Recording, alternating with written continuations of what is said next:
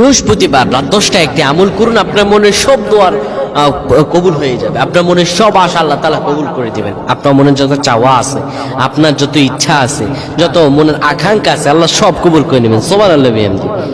বৃহস্পতিবার দিন গিয়ে যে রাতটি আসে, এটি এত একটা গুরুত্বপূর্ণ রাত। এই রাতটিকে বলা হয় শুক্রবারের রাত।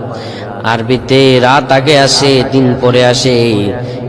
এই দিনে, এই রাতে আল্লাহ তাআলার কাছে কোনো ব্যক্তি যদি দোয়া করে, মনের আশাগুলো যদি বলে, আমার আল্লাহ রাব্বুল আলামিন সব কবুল করে দেন।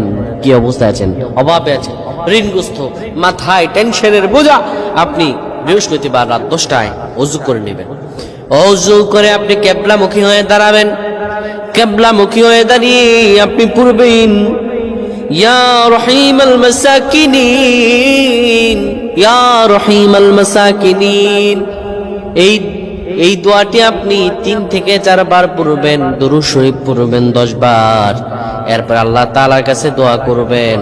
আপনার দোয়া করতে দেরি হবে, আমার আল্লাহ কবুল করতে দেরি করবেন।